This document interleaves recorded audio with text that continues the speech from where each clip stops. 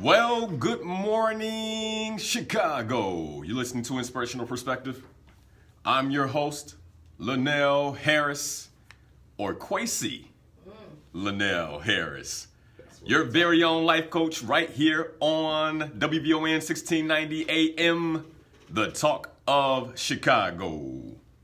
Inspirational Perspective on your radio is all about murdering mediocrity and living the best life possible. So as I ask you every Sunday morning, are you living the best life possible? And this is the place to be to explore that possibility. Well, I cannot even begin to express the excitement I have this morning. Oh man. Now, as you all know, I was in Ghana the last 10 days. For 10 days, got back Wednesday evening.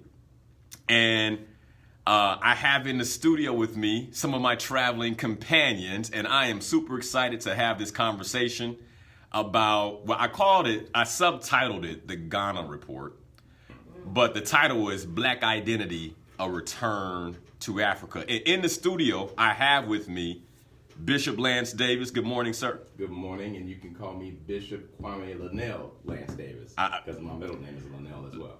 How about, and that's one of the reasons why we clicked, the way that we did. Yes, sir. And it's hard not to click in the motherland. Oh, yeah. It's hard not to click. And then I also have my sister, Deborah Farmer, in the building. Good morning, Deborah. That would be Amma Farmer. I love it. And that in itself is profound. Yes. I am. And we're going to talk about that. We're going to talk about that because this show is about identity. And if you guys heard me, I corrected myself and said, not just Linal Harris, but Kwesi Linal Harris, because that's a part of my African identity. So we'll talk more about that. And then Domati Pongo will be joining us in a little bit here. And Domati is also on the trip with us as well. But I just want to get right into it because, we have 2 hours. And I don't even think the listeners know how much material there is to cover. And I think as they start to get into it, the phone lines are going to light up. They're going to be questions. And so I just want to make sure that we are optimizing our time this morning, especially because I have 2 powerhouses in the studio already and a third one going to join. So first and foremost, welcome. And I want to know from you all, what was it like coming back to the States? I just want to start right there. Like, what was it like coming back to the States after what we experienced in Ghana? And then we'll come back to what it was like to step on the ground in Ghana. Deborah, was that your first time on the continent? It was. Yeah, so we're gonna hear from Deborah. Now, Bishop, for you, you've been how many times to Ghana? It's been between 42, 57 times, something like that. Yeah. And you've been going back and forth to Ghana, what you told me is what, 15 years? Yes, sir. 15 years, you have a home in Ghana? Yes. You have a home here? Yes. So you are where I want to be. I think it's where we should all be, and I think we'll talk about it a little bit later. Absolutely, we will. We will talk about it a lot, not a little bit, a lot later. And then I want to talk real quick about what it felt like coming back. Because I know for me it was, I felt like I was being pulled from 2 different sides, right? The energy of Africa, the harmony, it was just love, right? And then my wife and my son are here. I love them immensely, right? And I wanted to see them. But then there was a part of me that was like, man, if I could take them and get up out of here, like if I didn't have any roots or economic ties, we talked about that, right, Deb? Yeah. If I didn't have any roots or economic ties, like I would probably be like, hey, babe, pack up legend stuff. Let's go. So Deb, how was that for you? Interestingly enough, I felt a sense of sadness. I honestly, I was excited to be home. I had missed my family, missed my boys. I've 2 sons, a husband.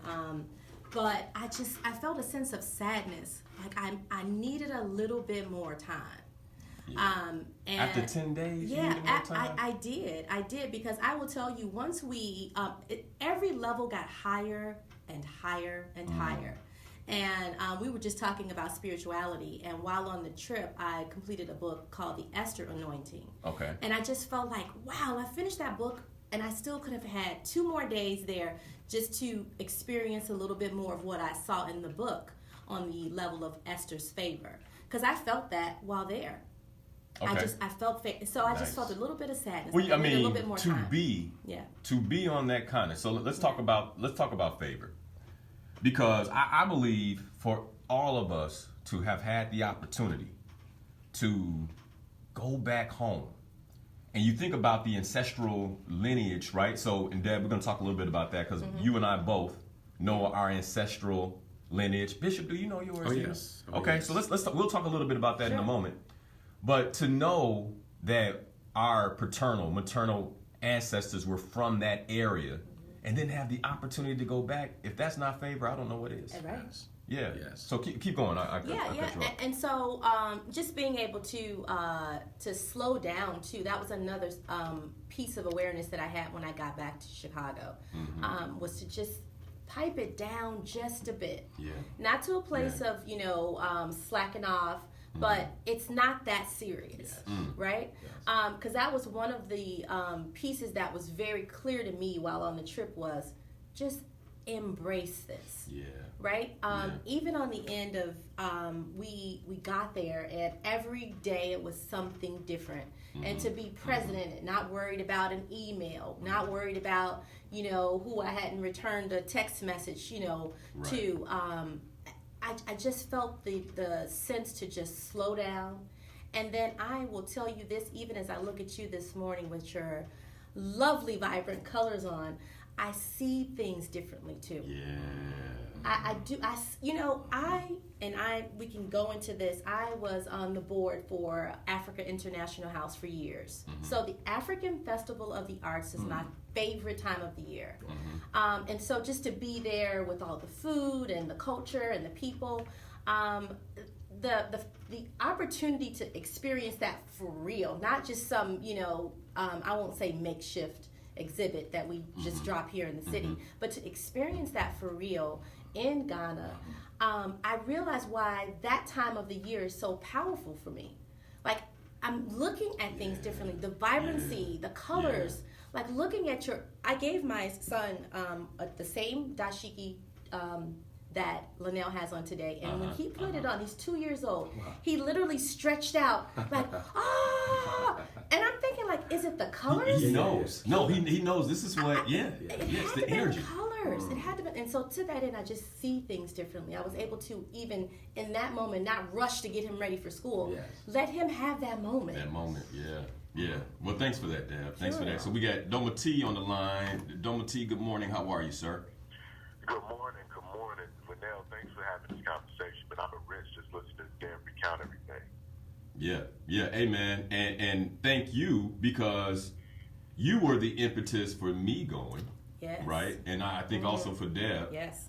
So I want to thank you for that, because without you having the vision for bringing, African Americans to Ghana, I wouldn't have met Bishop. I wouldn't have met a lot of the people that I met on this trip. Michael Jones, by the way, is who was on the trip with us. He said, Kobe's in the house. He's on Facebook Live. So if you all aren't watching on Facebook Live, you can watch. You can actually see the vibrant colors of my dashiki that Deborah was talking about. I have it on this morning, along with some of my Ghanaian jewelry. I'm overdose. I'm just pour it all up. Yes.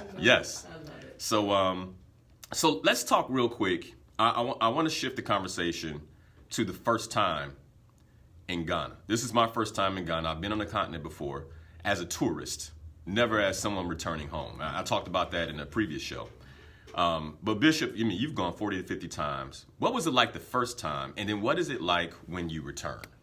I realized quickly that there was nothing that I could say to articulate what it feels like to come back for the first time. The one thing that I felt, I believe that Deborah just articulated it perfectly, and that is you have a sense of lament, a sense of sadness when you do come back. I think the sadness comes in when you realize to what level we as a people have dropped.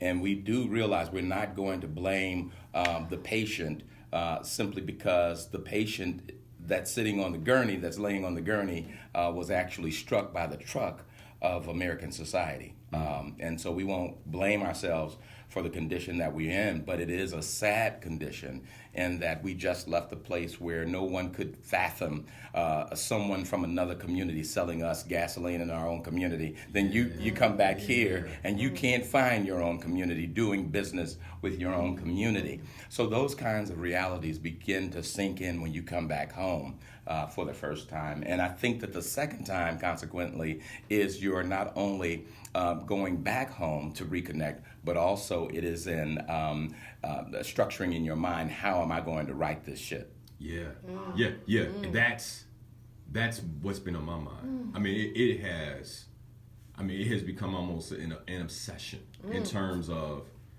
Linal, you thought you were going hard. You ain't been going hard enough. It's time to take it to another level. I mean, and Deb, I see you having a moment over there because I know you and we had this conversation in terms of who we are, right? And by the way, I don't have in the studio with me. I don't have people who aren't not doing anything. Okay, entrepreneurs, Bishop, entrepreneur, as well as spiritual leader. Deb, entrepreneur. I share with you in Ghana how you had an impact on my life. When we were at a function and you had just left your job and I said, man, Deb, that's where I want to be. I want to be in a position where I'm my own man and I can leave my job. And you gave me a word then. And you said, God is your source. And you sent me a scripture along with that, right? And then that changed my life. I told you on the trip that changed my life. Later that year, I left corporate America. Okay, Domati on the line, entrepreneur, and here we are. We step into a country full of entrepreneurship. That's all they knew. Yes. That's all they knew. Yeah. Yes. And that's all you see. You guys talked about like lamenting on the way back, not only like the idea that we've lost so much in America as Black Americans, but there's also this idea of coming back and realizing that fulfilling your purpose doesn't mean running as hard as you can towards some monetary goal or constantly being busy for the sake of being busy. Right. I think that was the first thing that I realized when I came back as an adult in 2016, before I and come back, to realize that if I didn't answer every email within 5 minutes, the world didn't explode, right? Yeah. And so that there were ways I could reset and reorient myself and be more purposeful in things I'm doing on a day-to-day basis. Because when you're in Ghana, even established entrepreneur, like you said, it's nothing but entrepreneurs there, but there's a different level of ease with which they move and a different level of purpose because they're not tethered to the phone the way we are in America. Yes. And that's something I want to definitely adapt. They're present. They're fully present. And I want to bring up this point. And Bishop, I want to ask you this question because you've been there a lot. Because I noticed it, but I only had 10 days to observe it. The sense of community is on a whole nother level. Let me give you an example. So I don't know if you recall, we were going to the gas station. We had just got there. We were going to the gas station to get some cash. It's Independence Day. We were having a hard time getting cash because it was Independence Day and so many people were coming in and celebrate. And so we finally got the cash. We were walking out the hotel. And when we were walking out the hotel, a woman, she had her son and she was telling him not to do something. And he fell out on the ground. Right? Like children do. Children are the same everywhere in the world. Okay. All right. And he fell out on the ground and the doorman scooped him up. The doorman, let's be clear. The doorman scooped him up in his arms because she was trying to get into her wallet to tip him. Okay. And he held her son the entire time she was in her wallet. And by the way, his father was nearby with the two other children in his hands. And she gave him the money and then took her son, and it was normal. Yes. It was normal. Yes. There wasn't no, what are you doing touching my son? Absolutely. You know, there was no alarm in her spirit. It was normal. What's up with that? Like, because if that happened here, okay? Yes. If that happened here, right, Deb, if you didn't know me and Josh fell out, right, and I scooped him up, what would be your first thought? Well, I mean, I will have to say, I would probably not be as shocked as you would think, because I do understand community. Okay, but okay. I could imagine viewing that from another sister's perspective. Yes. Seeing her, you know, looking at you two-sided, right? Yeah. Right, So, right. yeah, I don't think I would have given you any pushback. Okay, but most sisters probably Most would what are have. you doing touching my Most son? would have. Right, Yeah. right. So what is, I mean, the community, the how Africans work with one another, even with the children. I mean, rubbing the child's head as you walk by, giving it affection and love. Yeah. That's what we're missing. Yeah, it is. What, Yes. So, I mean, Bishop, what are your thoughts on this, man? Well, I would say this. I would say that first and foremost, any experience that you had there as it relates to community, do sort of like a sociological trajectory, and you will find that that's why we have what we have. In other words, that community could not see helping another person with their child. Therefore, that community will not see children killing each other. You see, we ultimately have to get to the part where when, you know, we had you all late at night, you were in the hood. Yeah. Did your purse get snatched? No. Did you have to worry about your life? No. You never ever, so you didn't get that beady feeling, that kind of flared Never. nostril? Never. Okay. No. So, but weren't we surrounded by people who were black? Yeah. Weren't we surrounded by people who were impoverished in many cases? Yes, extremely. Worse than here. Way worse. Yeah. But to be black and be impoverished does not automatically equal violence. So that means that that's an American construct. So an American construct is created when I see a woman snatch a child and call him the N-word, is symptomatic of the loss of community. So when I see that, I don't blame her. I blame the society that created a woman who is creating a son who will go directly to Stateville Penitentiary. Aye. Yeah. Now, Bishop, let's talk about the N-word, because you shared something that I thought was profound, and I'll share this. I don't believe in using it, but it is ingrained in African American language and society so much that it does come out my mouth sometimes. Honestly, right? Sure. It might be with a buddy. It might be on the basketball court when you kind of, you know, and you know, it's like, it's all right, you know. But then there's a piece of me that says, no, man, you shouldn't be saying that. After the conversation you and I had about this word, that it just won't happen anymore. I mean, it just will not. And if I do call one of my brothers that, even as a term of endearment, Yes. right? Because that's what we try to say. Sure. I will apologize. But share with me what you share with the audience what you share with me. Well, I don't have the shock and awe because of the word, because I know too much about, you know, the etymology of the word. In other words, you look in the dictionary, you look up the word Niggard, niggard. That means to be shiftless, good for nothing, lazy. And then, so if it's a play on that word, then we've been called the very opposite of who we really are, because you used us to build this nation up. You used us to build the capital. You used us to build out the Louisiana territory. We built this nation on the sweat of the brow of our ancestors. But when you begin to use that phraseology, think about it. Now, an educated African-American woman or African-American man is expected not to use that word. But if I'm Jay-Z and I'm in the hip-hop culture, I can use the word. And actually, I can use it. And since I'm still the N-word, according to Jay-Z, I can make millions off of it. So why is there a difference between who is black can use the word and who cannot? And I believe that that's because the folks who use the word, who actually have the capacity to identify what the word, and the fact that we didn't create the word. In other words, this system is the end creator. And it created it in its own image. Because apparently whoever the end is not who we are inherently as a people. So we are a created context. And that's why we're called that. Because we are created that. I want to be able to look at the system that created the end so that we can get rid of the end mindset so that we can be black again. Love it. You can end the show on that. I could. And that's a big nugget. I want everybody who's listening to just take a moment and absorb that. And what I really took away from what you said when we were talking, Bishop, was that this word is a European construct to strip away the power, to strip our power away. And one of the things that came to mind for me as you were saying that is the words of the gentleman, I can't remember it, Domati, the gentleman from the Volta region. That was your region that we were on the trip. Professor Kofiche. So the professor, one of the things that he said that I thought was extremely profound in terms of identity, he said, when you're born with two legs. Oh. You remember this, Deb? I do. I know where you're going. And you're born with two legs, and those two legs are your foundation on this earth.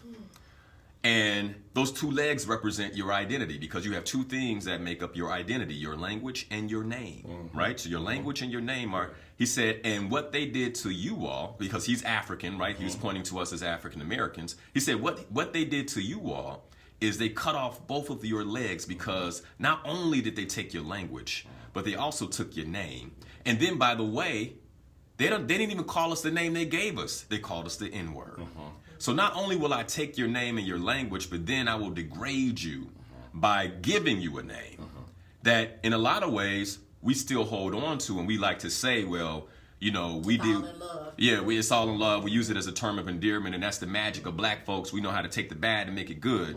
But hey, the pig is still filthy. Absolutely. It is. But okay, we took the bad and we made it good because we had to, right?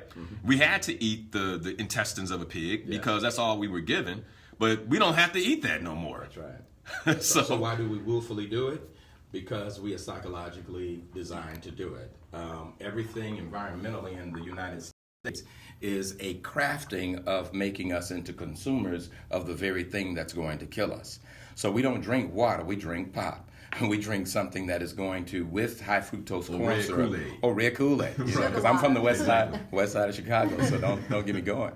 But the reality is that the things that we ingest, including in this area, we're breathing in fly ash right now that the Koch brothers make millions off of storing because it's going to be in our community. So we're going to wonder why we've got this high incidence of prostate cancer, why this high incidence of cystic fibrosis and these other things that we usually did not have in our community. It's because environmentally we're being poisoned. But until you awaken, until you go back home and you're awakened, you really don't know how poisoned you are. And in many cases, not until we go back home do we even care how poisoned we are. So let's talk about that. Deb, did you want to say something? I was just going to mention one of the conversations that we had. The professor mentioned, he talked about the refrigeration system. Yes. And that in itself really was like a shocker. But it made me think about it biblically when God said he would give you just enough for that day. And how we tend to hoard and store and have a deep freezer to a deep freezer. Like for what? Right. And so when he broke that down on the fact that they didn't have refrigerators and the reason why, I was like, what? We are continually doing this wrong. Continuously doing this all wrong. And we think we have it figured out, right? God. You go to Africa and you say, y'all don't have refrigerators? Y'all wrong. You poor. You That's don't have, messed where's up, your deep freezer? Right? But at the same time, they're aging. We were at the school for the deaf and blind, and I was watching the older gentleman who taught the young people how to dance. And he's not aging, right? So he doesn't have a refrigerator, right? He doesn't have it, but in terms of inflammation and sickness in his body, he could dance like the young people when he was north of 60. I mean, move and move well.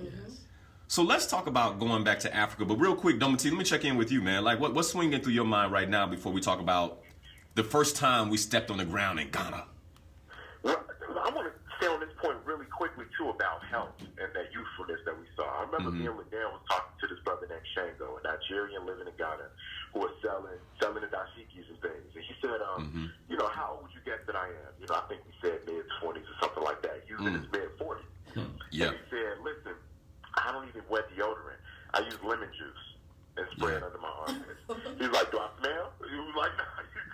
Yeah. But then he was and we were by the way, when we were having that conversation, we were all standing in the African heat. Yes. Okay, and we didn't smell him. Yes. Not at all. And he started, and we started to think about going back to what Bishop said, and this is why I love having this conversation with Bishop. Going back to what he said about how certain things are American constructs. Not only like does poverty only equal crime in America most times, but then you also have poverty and black poverty and these health issues. And so in America, you always see black people on the leading list of certain types of cancer, leading list of high blood pressure, leading list of this and that. You start to wonder, is my DNA deficient? Why do I have all of these health issues just by virtue of having black blood in my Well, body? your DNA is under attack. Exactly. Yes. And when you go back to the continent, you see that people, they don't have this. All I got is cocoa butter, coconut oil, and lemon juice. And everybody. And that's all you need. And that's what I'm using to take care of myself. You are dead on. And Doma T, it's interesting because in one of the Murder Mediocrity Summit posts, advertising the summit, the question I asked, the very first thing I asked is, do you know you're at war?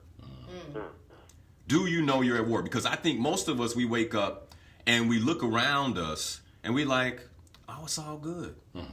I got a home. I got a roof over my head, this soft bed.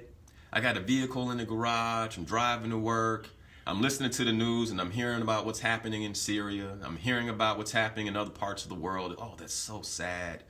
And if we're brown, we're thinking, oh, it's so good. And these brothers talking about going back to Africa. I don't want to go back there. Right? And then you don't even realize that you are under attack. They are trying to take you out. They are taking us out. Not yet. They're not trying. They're doing a good job of it. Good job of it. And something that we'll be talking about at the Murder Mediocrity Summit. So if you haven't got your tickets, 2 weeks left, go to murdermediocrity.com and get those tickets by all means. So before we talk about stepping on the ground, we got a special caller who's calling in right now. Mrs. Perry Smalls, how you doing this morning? Hey, Linal, how are you? Welcome back to the States. How you doing? Thank you. Well, this is quite the privilege to have you on the line. How you doing this morning? Well, let me just say this to you and Domity. I am so livid that I didn't go on this trip.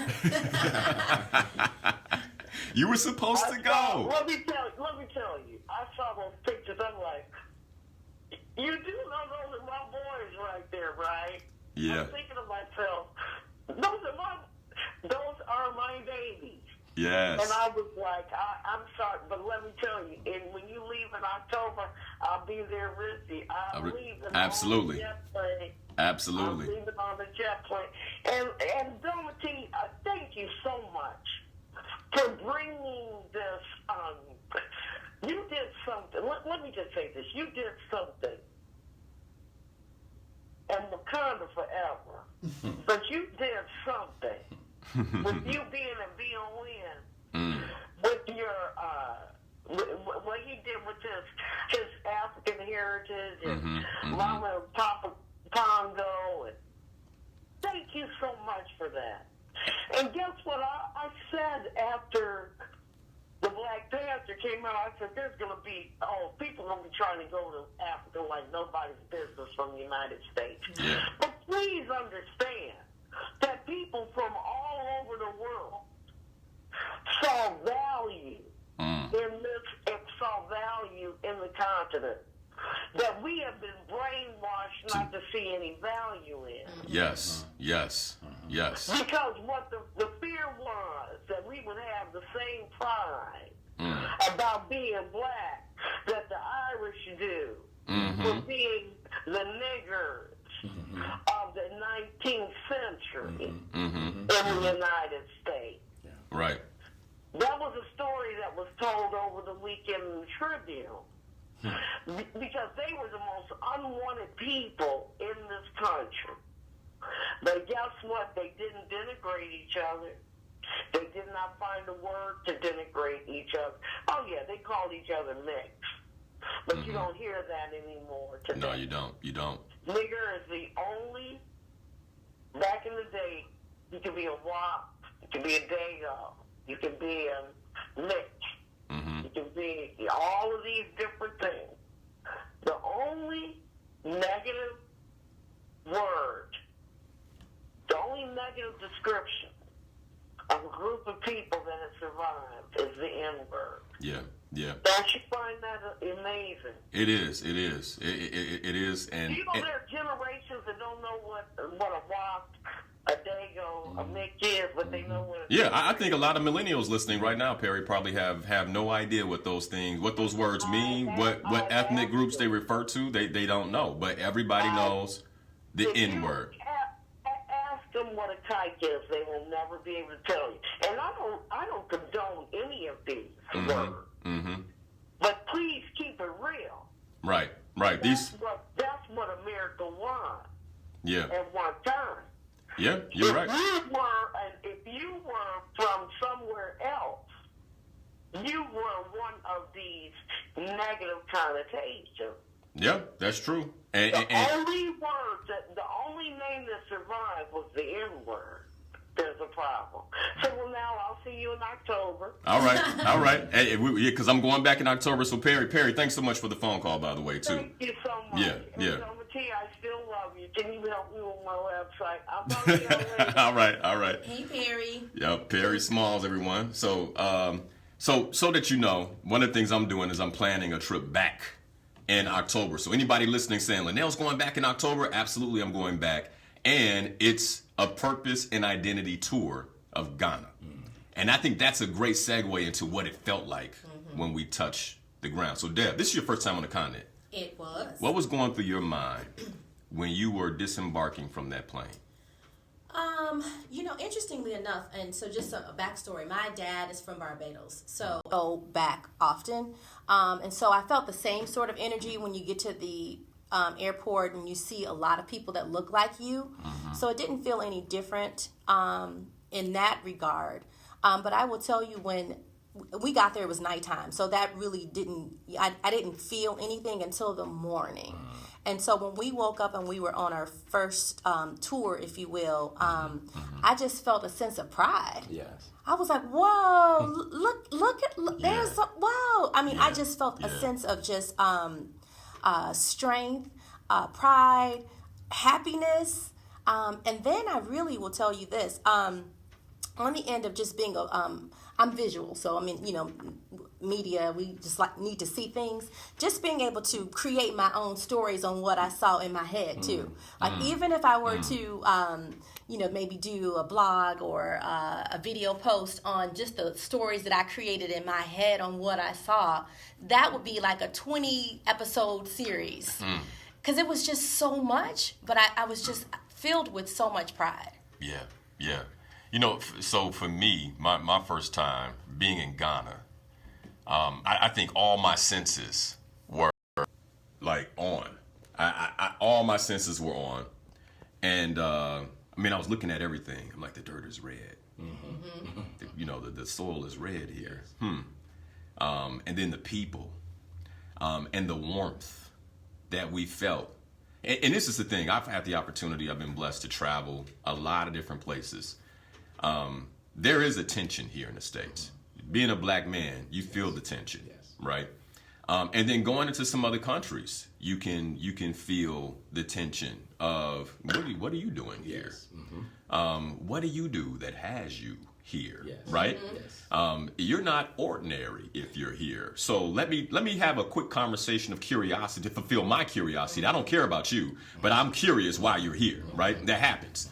I've even been, given luggage, like giving my own luggage, right? Like, you're here for Linal Harris? Okay, well, here's his bags. Yes. Where is he? I am him, right? So these kind of things have happened in other countries, right? Even in this hemisphere. And so to be there and feel that warmth and the sensation really of being at home.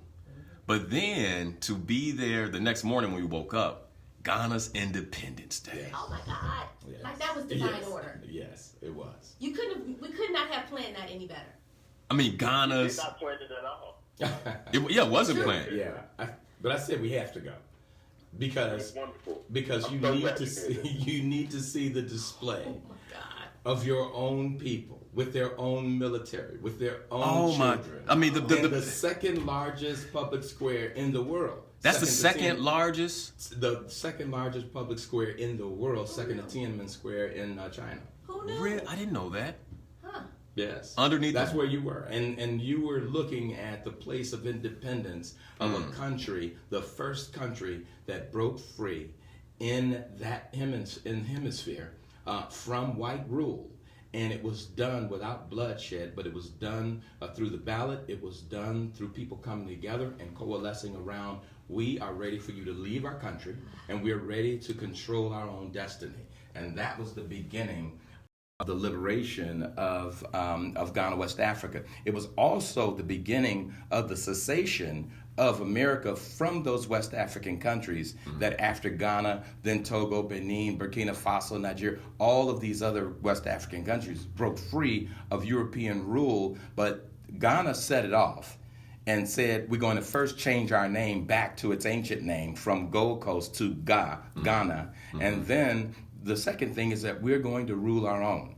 Well, in America, it's such a pitiful situation because we're spending $1.3 trillion as African Americans, but that money should be going towards research as to why we're dying early, as to why our children are not reading. In the city of Chicago, only 7% of African American boys can read at reading level. If I go to Ghana, that's going to be flipped to about 96%. Yes. So why can those children read and ours cannot, and we're okay with that 800-pound gorilla in the room? And read in a second language, by the way. And what's interesting about reading, when we went to quite a few of the villages, that was the request of the young people. Books. Books. Where the books at? One young girl asked for a dress, and the running theme was books. Books. We want to read. Unbelievable. We want to read. I used to share with my children when I was doing, water projects in some very heavily bushed areas. And as we're leaving out of providing water for this particular village, I saw in my eye like a little flicker of fire in the bush. And I'm like, that could be dangerous. So I said, let's back the truck up. It was nightfall. And I saw where the little fire was coming from. And we got out of our SUV, we walked through the bush, and there it is, about 5 or 6 kids around a candlelight studying geometry, and they couldn't have been more than 12 years old. Wow. So I came back and told my children, it's nothing personal, but there are children in the West African hemisphere that's going to blow you guys out of the water academically, because we are not preparing you in STEM, we're not preparing you in reading, and so that's what we got to lament over the fact that we've even left our own children behind. Yes, we have. Yeah, literally. Back to the square on Independence Day, and this is, of course, fresh off of seeing Black Panther. When they had the ritual of taking on the Black Panther battle or whatever, Right. and all the different groups were in the stands. Yes. That's how I felt when we were Yes. sitting in that Independence Square. Yes. And I'm like, which group are we? Because it was so clear just how it was even formatted that could have been where those types of rituals took place. Yes. Yeah. Oh, Yes. And if you want to see it, unbelievable. if you want to see just a snippet of this parade, I still have it as a highlight on my Instagram. So you can go to Instagram, hit the Ghana highlight. My Instagram is @Linal Harris, and you'll be able to see those young people march. Oh, it was beautiful. The different colors. Yes. You had the male guard. Yeah. You had the female guard. You had the young children who also were marching behind them, a part of the parade, a part of the overall display. It was, and so for that to be the first full first day. Yes. in I Ghana, could have been it was home like after that. It was unbelievable. unbelievable. Yeah. And then we got in the bus and we headed to Cape Coast. Oh, wow. Yeah. So let's talk a little bit about that. And here, so you all know, part of what I wanted to achieve in the conversation that we have this morning is I want to talk about, so we've been talking about the collective experience, but I want to talk about the transformational qualities of the journey. And the transformation didn't necessarily happen in Accra, right? The parade was beautiful to see. I think it filled us up with pride, and there was a sense of, man, I'm home, and different things like that. But the transformation happened in the dungeons of those slave castles. I know for me, that's where it took place, right? That's where the transformation happened for me. So here we are. We head down the coast. The first slave castle that we went to was Fort Amsterdam. Now, Bishop, you've done this tour a number of times. Does it ever get old? No. The tour through the slave dungeons have never gotten old. I have no idea how many times I've been through those dungeons. You all got a chance to see Fort Amsterdam. Most people do not. Usually, yes, yeah, no, I mean, that's the yes. It, usually it's just too steep for buses to get up into that village. Mm-hmm. You all saw that we had a very capable bus driver. Oh, he was. But most people, amazing. Yeah, most people would have to do that, make that walk from the main road, and they don't do it because it's kind of dangerous. But you all got a chance to see that, and you got a chance to see what a dungeon looks like that's corroding, that is being forgotten, which is what was supposed to have happened to the other two remaining slave castles, so that this institution would never be known about. Yeah. That America, Spain, Portugal, all of these other countries that have this great history and all of this wealth today, they never wanted anyone to know that their wealth came from West African gold and West African souls. Yeah. And so you get a chance to see it and know it never does get old with me. And so, Domati, you've been a number of times. What about you? That was my first time going to Fort Amsterdam. Mm-hmm. And that was, and you think once you've seen the slave castle in Elmina, once you've seen one Cape Coast, that you've seen it all, that you've really gotten an experience of what this is like.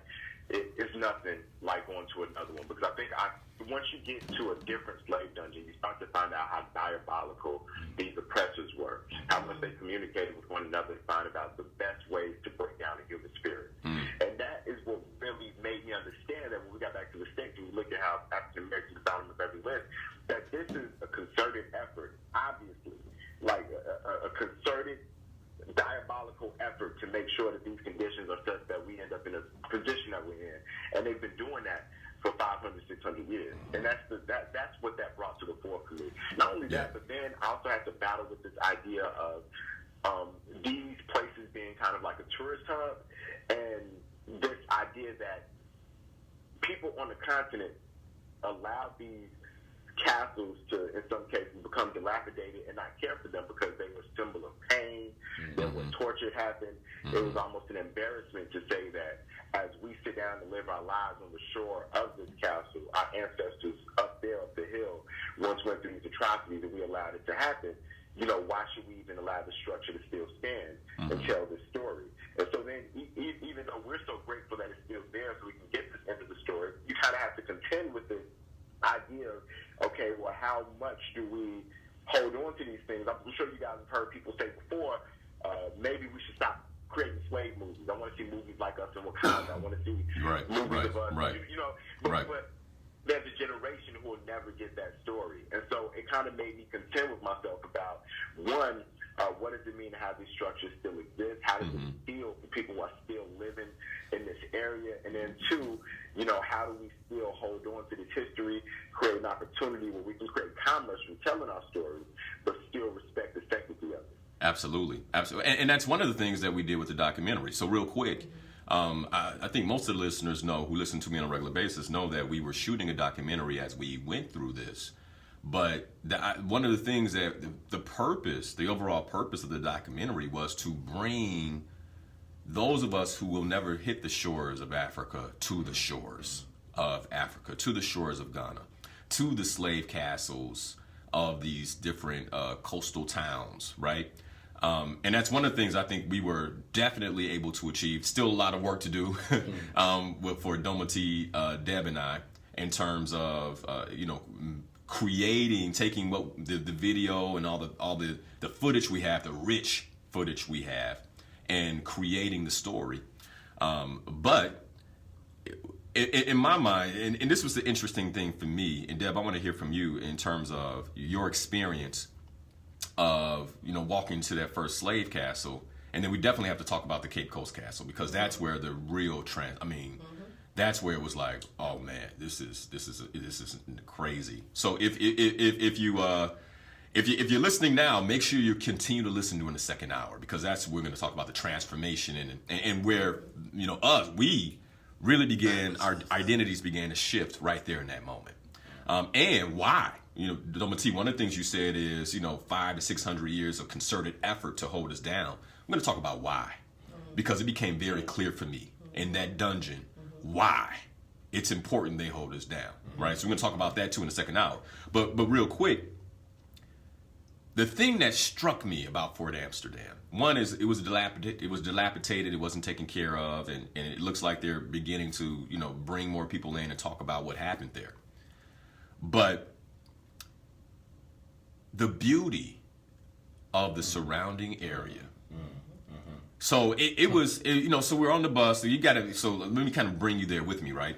So we just got done with the Ghana Independence Day parade and the colors and the beauty, and I'm feeling all at home, and and then, we're on the bus, and then we get off the bus, and I can see a beach and the waves and boats and people fishing.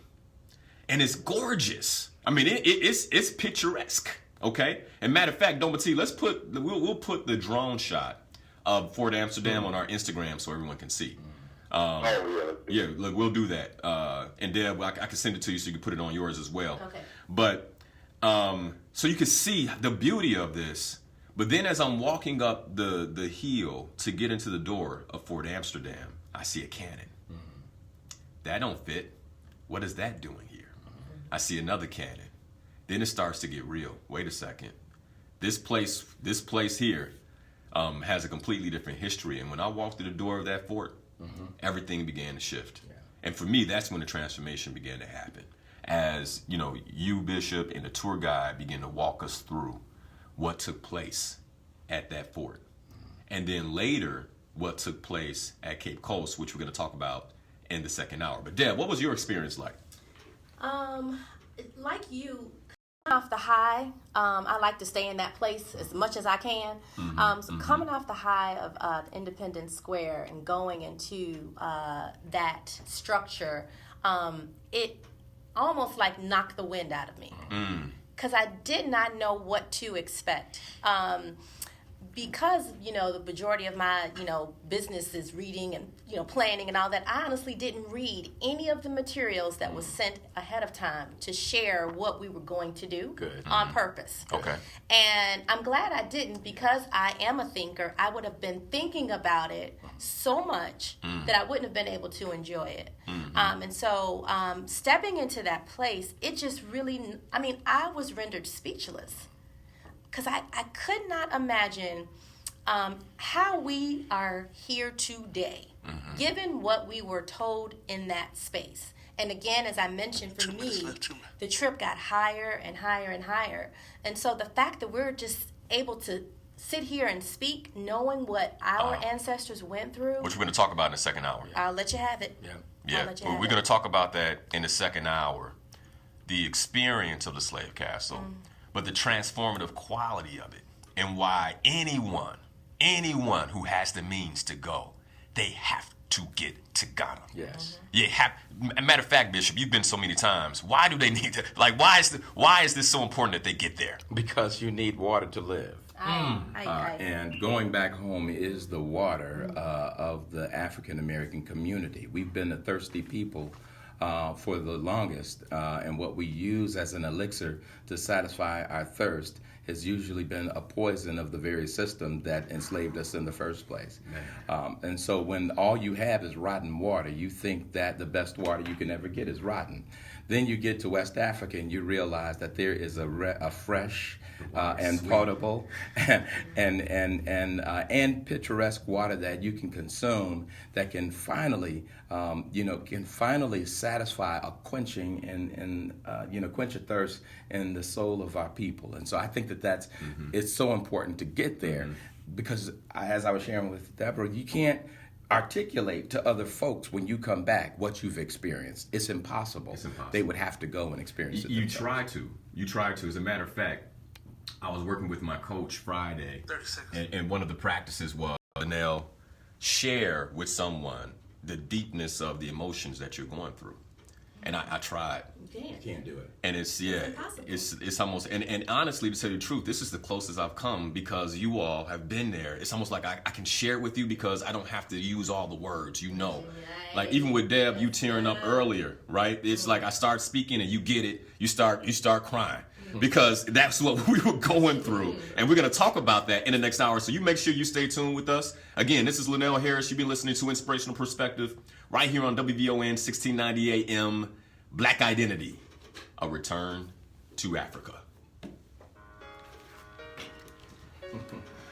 Bishop, if you don't get a collection plate up in this Oh place my right goodness. here, we can Hey, pick up an no offering. need to go to church today. We got the bishop right here. And I might not go myself. But let me just say, and I'll probably say this again when we get on the air, but it was such a privilege and a pleasure to have you all and to be with you all. It was so refreshing. It was so refreshing. And I tell people, you realize that the age range was from 19 to 70 years old. I mean, and yet, all of us, that kind of diverse blackness came together. And we had a beautiful, And I powerful think if we time. need to speak to that too, because that Yeah. Addie Brooks, she's a strong sister. yes. I'm sure she's from there, directly from Yes. there. Oh, yes. man. Every chance you asked her, can I help you with your bags? No, I got I it. couldn't even go across the campus. She did all 7 of them. Really? I only All can do 7. 3. All You 7 hear of the me? canopies. She did 73 all years 7. old. 73. 73 years old. 73 And- years young. But that second hour, see, is going to speak to how we can have somebody in our community like that. But it's also going to speak to the fact that we can have an uncle who's addicted to heroin for 32 years and just live.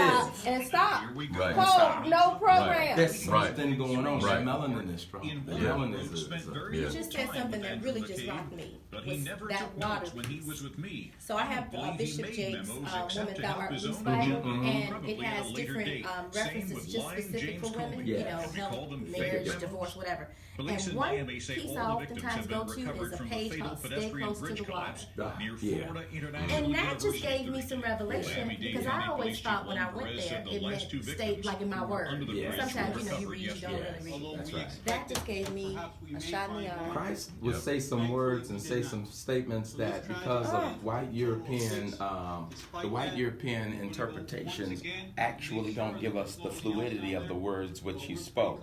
So when he says that, hey, when he asked the woman at the well for a drink of water, and she said, we don't have anything, the Jews and Samaritans don't have anything to do with each other. And he said, you know what? If you knew who you were talking to, you would ask me for water and I would give it to you and you'd never thirst again. What was that? And what does that feel like? Because she obviously got some of that water and went and told everybody and Everybody said, come else. meet a man that knew everything about me, right? And so who knows about us? They're making it so that Black history can't be taught in public schools in in Texas. In Texas. They're removing slavery from the books in 2 other states. So that this is going to be a mystery and a myth in the minds of people. No, it's and not. we can't let it Not happen. if- not if- Not we if can't we let have it anything can't let it to happen. So real quick, couple logistic things. Deb, I need you to move, like, right there, Right here? and turn the mic so we can get a good camera shot. Oh, I can do I that. am telling you. I got it. I got it for you. You got it? Yep. Okay. So that would be good. Yeah, camera shot. good. Otherwise, everything is perfect. Everything is perfect. So for those of you who are watching, one, thank you for joining us this morning, but also number two, we're going to talk about the transformation that we underwent in the slave castles. We're going to talk about the conditions of the slave castles. We're going to talk about the door of no return and the door of return. And then I want to talk a little bit about the slave river. And then I want to talk about now what. Yeah. All right, so that's what we're going to cover in the next hour. But if you all have any questions, by all means, reach out with those questions. Man, what came to mind for me is when we talk about Black history, in some ways we do ourselves a disservice because we don't take it far enough back. We talk about, and not no discredit to the Harriet Tubmans, the Frederick Douglasses, again, they are behemoths in the African American story. But the unfortunate part about Black history is they don't take you back to Africa, and that's really where it starts. It's not really. It is where it started. That's where it starts, right? And with it starting there, in order for us to really adequately tell the story of our history, it should always start in Africa. It should. Yeah. It should. So why doesn't it? It's on purpose. It's on purpose. It's on Jedi purpose. mind Yeah. tricks. It is the Jedi mind trick. It is. So think about this, that the technologies and the innovations that come, like even the internet, that's a Nigerian brother who made that possible. Cell phone. Cell phone. So you make it, Internet, cell and then of phone. course the gold is coming from West Africa for the cell phone. The coltan comes from West Africa for the cell phone. So you begin to look at all of the things just currently that we have to break through to try and find out what we did. Can you imagine what we would have to break through and find out about the history that came from Africa, which was taken from the schools and the University of Timbuktu and the Mali Kingdom and how Alexandria, and how all that information was pilfered out so that by 13th, 14th century that we would be held credible and liable for zero information and technology, and it would all be given over to whites as a manifest destiny, right? Right. All of that's going to change over the next few years. I mean, literally, I believe it. African Americans who are woke, who have had a revisit, who have had a Wakanda experience, are actually going to turn the tide and make it so that makes sense. That water had to have been talking to you when you got close to that ocean. Oh, you have no idea. Where those sharks still go, right? We got to talk about the vibrations in the water. Oh, yeah. At the slave river. So the energy is powerful. Yeah. And so that those of you all who are listening, what I mean by the vibrations in the water for the slave river. As a matter of fact, Shay, if you're listening, call in 773-591-1690, because her story about the water is so Shay was with us in Africa, and she talked about the experience, and when she touched that water, she like something hit her, and she could feel the pain, the anguish of the slaves who had gone through there. And I heard older African Americans say, I had never heard voices from my ancestors ever. And I just figured I would go into this salt water and get the tension relieved out of my ankles and get some of that inflammation out. Right. And all of a sudden they got in that water and started hearing stuff. You see what I'm saying? Keep on keeping on. Yeah. I'm watching you and I'm with you. Yeah. And I'm fine. Yeah. So, Yes. Yeah. Yes. And congratulations. Yeah. Because you weren't supposed to make it back. Not there. And definitely not in chains. Not in jail. Okay. Yeah, that's right. They're not free. Yeah. That's right. Yeah. One's supposed to come back here free. Uh-huh. But, so this is liberating for not just our people, but all people in this country. Yep. Benefit from our slavery. Man. All right, so go ahead. Oh. Stay woke. That's all. Oh, that was what you all did, yeah. All right, we're back. From the Xfinity Studios at WVON. You're listening to Inspirational Perspective with Linal Harris on 1690, The Talk of Chicago.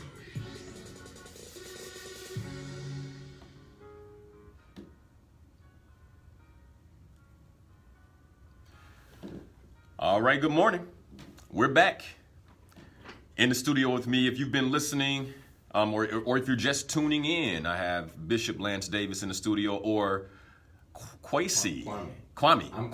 I'm Kwesi. You're Kwesi. Okay, so you're Saturday. Okay. Saturday born. Okay, Yes, Saturday sir. born. I'm Sunday born. So Kwame, Lance Davis, and then of course Amma, Deborah, Saturday born as well. Farmer. I'm Kwesi, Linal Harris, your host.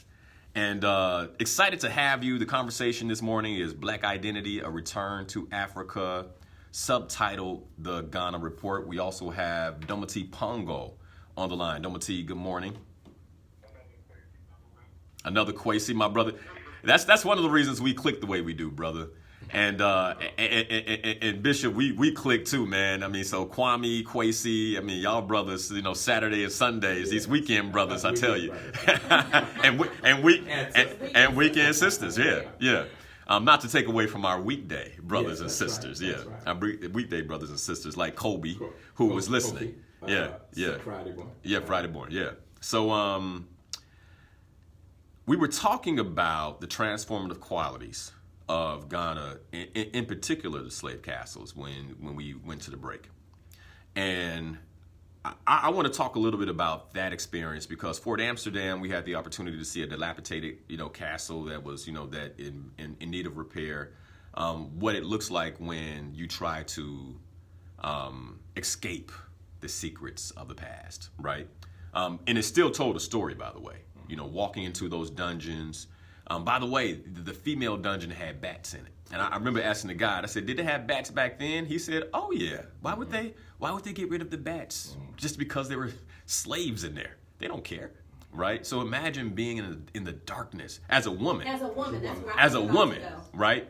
Imagine being in the darkness of a dungeon, along with other women, and all you can hear is the screeching of bats and the flapping of their wings. You can't see anything, but that's what you can hear. 100 of them in the size of a restroom in a shopping mall. Yeah. For 3 to 6 months. For 3 to 6 months. 3 months if you're lucky. Yeah, in their own excrement with bats. With bats. Being bitten, and hardly any water, any food. And this is your living condition. And in pitch black. Pitch black. That, again, is, I think, making a connection to some of the frustrations and intentional irritations that Black women feel. It just is passed on. Like, imagine the agitation of that. Hearing that, you can't do anything about it, and that's just being passed on from generation. But the fear. Well, and again, but that's another trauma for women, Black women in particular. Transgenerational epigenetics, that's what it's called. Yes. It is flowing from grandchildren, great-grandchildren, great-great-great-grandchildren. There is a trauma that we have experienced, and our sisters have experienced it in their way from that institution of enslavement. Men have experienced it another way.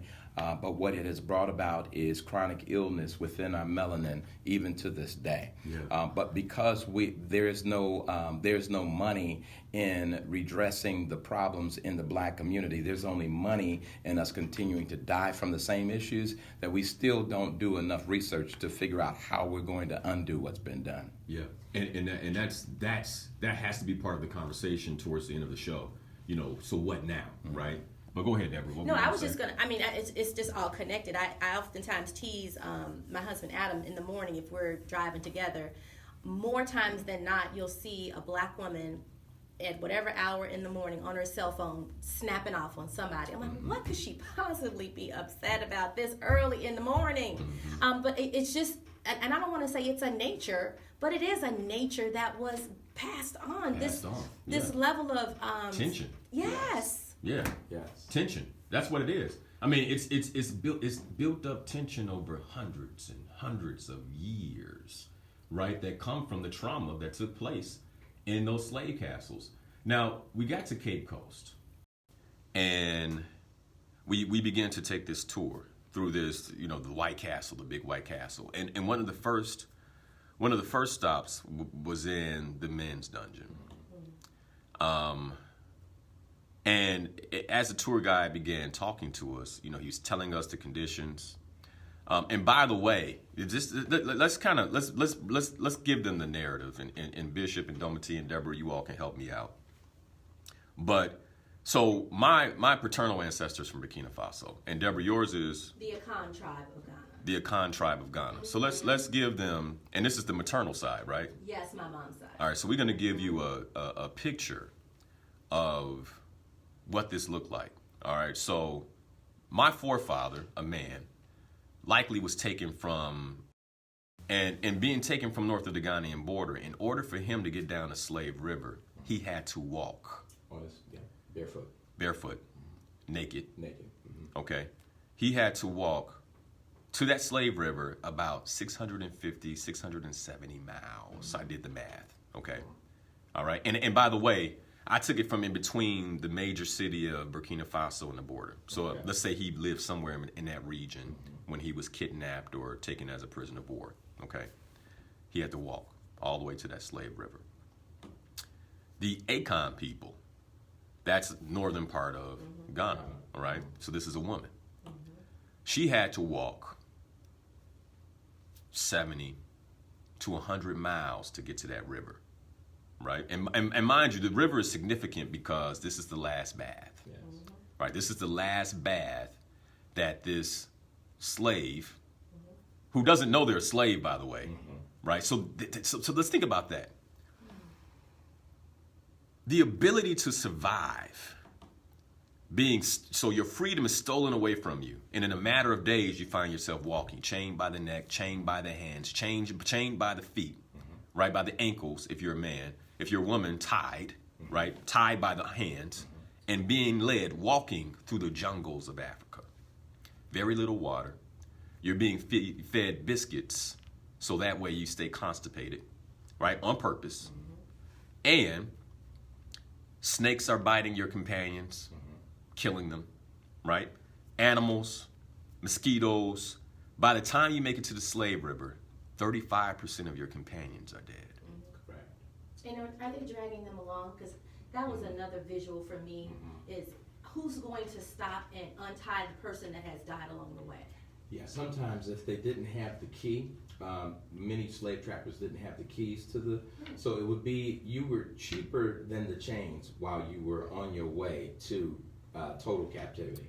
So it was cheaper to just chop off your limbs, so that the chains were free, and they would grab the chains and either bury those chains where they were, or would take those chains along with. But it was easier to dismember the person who had just died than to give them a decent burial and to have them keep the chains on in their death and just leave them there. Because the chains were worth more. Than the human body. Correct. I just want to speak to the barbarism. I think that's the thing that gets me, because they knew after having taken the trip multiple times that they knew there was keys to the purpose of slave transport. Yes. So they knew there was more damaging to the site to make a person carry him 100 miles, 200, 300 miles than it was for them to unhook them and allow somebody who died to just be laid along the way. And that I think that is what really came to the fore for me when I was there. And I tried to connect the dots between colonialism in all these different countries and the atrocities of slavery and how things still persist in our community. We can't forget that spirit of barbarism that I in some of these people that allowed this to happen. Yeah, and Domati, that's important, because I think sometimes we, for instance, James will call in sometimes and he'll say, they're trying to kill us all, right? And I remember when I first came on WVON and I heard him, I was, this guy here, But he's speaking the truth. And what he's saying is visceral, so we want to reject it. But he's speaking the truth, and it may not happen the way we think, right? No one's going to come into the streets and line us up and shoot us down with, machine guns. We assume so. We assume not, right? We assume. But it's happening with the food. It's happening with education. It's happening in different ways that, we will listen to someone like that and we'll say, oh, what he's saying can't be true. But wait a second, let's think about that. And when we say food, we say one other piece too, just from a female's perspective that I'll lay on you. Think about education, right? The black woman is, and I don't know what the stats are, more educated than most, right? I don't know what No, the black woman is the most educated in this country. Right. In the country. Right. Okay, but I'll give you some context around that. So here it is, you're getting all these degrees and doing all that. You're focusing in on that and have not focused in on the natural, family, having children, getting married and things of that sort. Not saying that all the women that are educated didn't do that, but a good portion of them did not. And because the natural things are not happening, having children, breastfeeding, so that lactate that has built up then brings about breast cancer, which we didn't have as an issue for a very long time. So that's just another way to kill us. Yeah, I mean, it's a very interesting perspective. And by the way, some people are going to be triggered by what you said, but what I would challenge them to do is to be with it. And to really, and by the way, you don't have the context of my sister Amma over here, Deborah, right? Because you haven't been on that continent yet. Correct. And until you're there, I think, because you're an educated sister saying this, successful sister saying this, and basically, I think you're trying to put a word in their ear. I am. Yeah. We've been trying to become Europeanized so that we can be accepted by the European construct. And so, and what we're doing, in a sense, is creating a very unhealthy environment for both ourselves and our prodigy, our posterity. And so, one of the things about going back is recognizing as Domati said, the barbarism that took place. And for me, I'm not a conspiracy theorist. I love doing my research, but you'd have to help me to understand, when did you lose those barbaristic tendencies? Because if I can't celebrate the day that you stopped your barbarism, then I can pretty much conclude that it's continuing to this day. Or if I said this actually, Domati, when you and Salim and I were on the show, or if you haven't issued me an apology for the barbarism, then I have to assume that you're not sorry, which means that it can happen again. And it There is. you go. Yeah, and so let's continue this journey, right? Because now I've walked 670 miles, right? If you know, in your case, your ancestor Deborah has walked 70 to 100 miles to the Slave River. You're barefoot. I mean, both man and woman, barefoot, naked, and now you're forced into this river. That, by the way, when we came to the river, was in a lot of ways, docile, right? But according to the tour guide, that this river could, it had some force, it had some power. And you're led into this river, by the way, which is cold, which in some ways, maybe for our ancestors was a greeting, because of how hot and tired and exhausted they were. And you're led into this river, sharp rocks, and you're bathed with your chains on. So that way you can be taken to the slave block, to the marketplace, a price put in your head, and then they say, okay, you're good enough to go into our dungeon. Yes. I mean, and let's keep that in mind, Yes. right? Yes. You, sir, are good enough for us to stock in our dungeon and wait for a slave ship. Because if you were too sickly and had no good health, then you were better off dead. Yeah. And they would throw you into the ocean. Yeah. And the pregnant women along the way, which I found out as well. Yes. Which really put me in a place of rage. Yeah. Yeah, that if they didn't conclude that one of the slave captors, was the father of that child, then you were good as garbage and dirt, even though you were with child, and they would throw you into the water as well. And to look at the fact that sharks are supposed to be extinct to this day. It's supposed to be, we're studying sharks Yeah, the you same shared way we this. do You shared this. dinosaurs.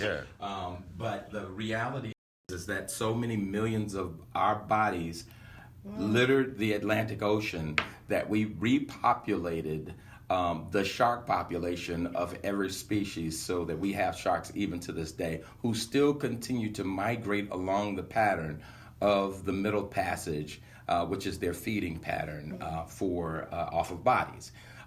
These types of things that created the wealth of this country. So the wealth of this country is based upon the blood and bones of our own ancestors. And so for people to say, well, I'm not from Africa, and so I don't have much to do with that, actually speaks to then the psychosis that we suffer from today. So when you see that sister snapping off in the morning on the phone all the time, more than likely she's snapping off on somebody else, on a male who himself has had his own trauma experiences. And so both are sick, who are trying to raise sick children in an environment that is sick. And until we go back home, we can't even get a proper diagnosis on the sickness. So if you can't see, I need a nap. and by the way, you guys know Linal Harris, Inspiration, Motivation. But part of transformation happens with truth and knowledge. Applied knowledge, which we talked about. Applied knowledge, Yes. right? Truth and that's what this conversation is about. I have on the line Shalonda, and so I want to stay at the river for a moment before we go to the castle. And Shalonda, good morning. Good morning. Good morning. How are you? I am awesome.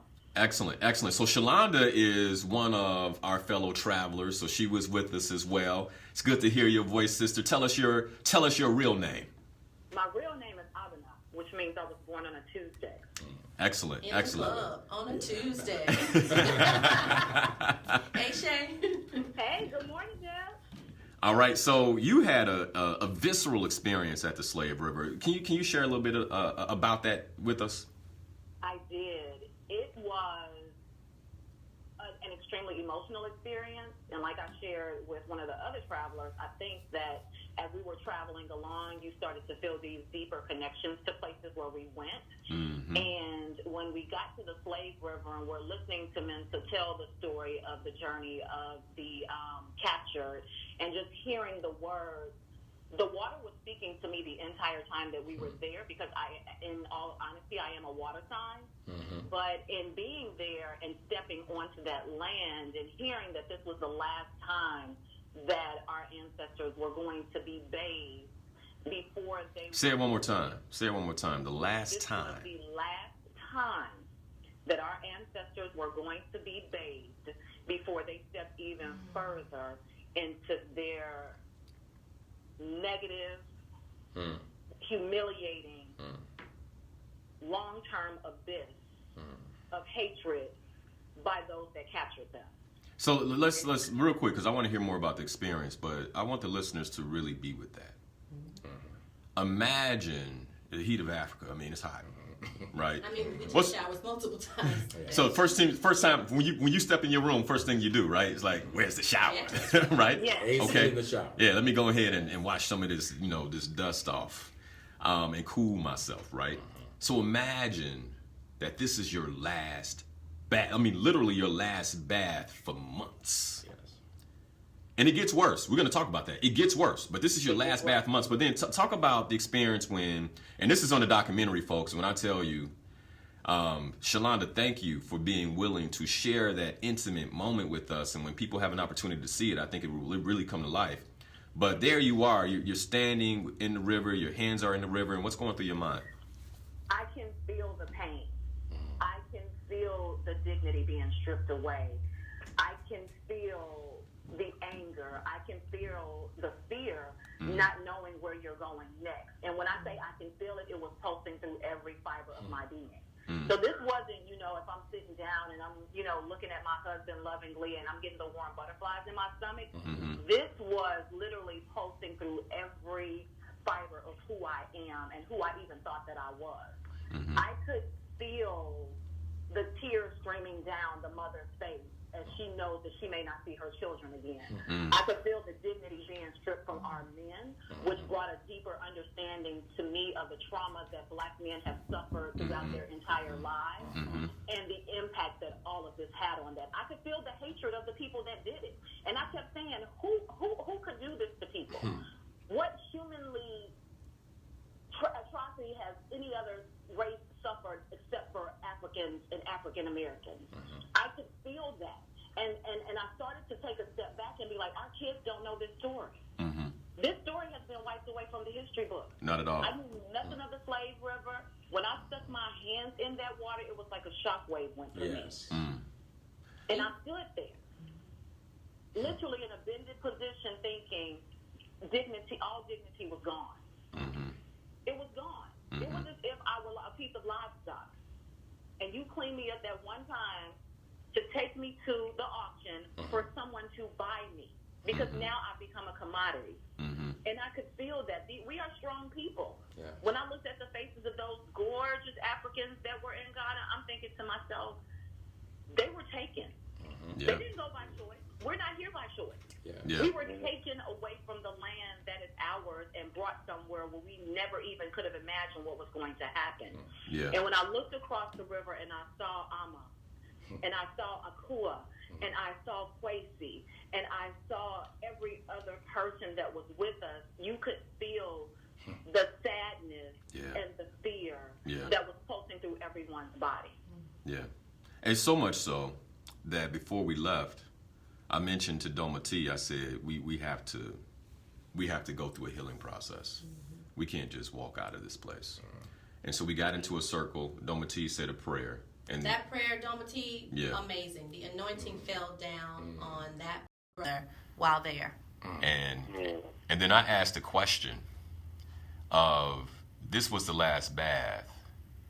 And as you leave this last bath, what is your declaration? What will this be the last of in your life? And those of you listening, you're going through this emotional experience. I know you're having feelings about this right now. We're taking you there with us. But what would this be the last? See, this show isn't just about entertaining you or telling you about what's happening or painting a picture. But it's to educate you and provide you the knowledge that you can apply so you can begin to shift your life right now in this moment. So if you feel this emotion, what will this be the last of for you? How is this going to change life? How is this going to change the life of the lineage that you will produce? What is this the last of? That last bath was the last bath for our ancestors. But what is this the last of right now in this moment for you? Shay, thank you. Thank you. And just if I could just say one more thing, I think one of the things, and I didn't realize it prior to us leaving, was my role as a wife. Transformation. Hey, so folks, transformation. Deb and I have gone down this journey together with love and, getting married older. So I wasn't in my 20s or my 30s. I was married in my 40s. And when we came back, I looked at my husband in a different way. Oh, my God. Girl. Because he is the power that is within our house. And as an independent, educated, double-degreed woman with multiple years of experience, I knew that I needed to take a step back and truly allow him, and I use the word allow loosely, to be the man of his house. Yes.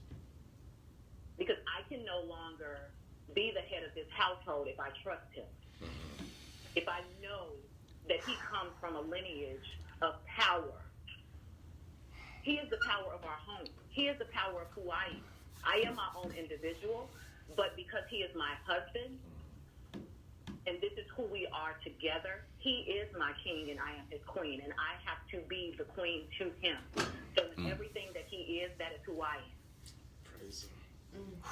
Let me just say, Shalonda, this is Bishop Davis, and I want you to know that, and I just shared it with Deborah and Linal a little bit earlier, and I know I've shared it with Dama T, but being with you all was so refreshing and rewarding for me.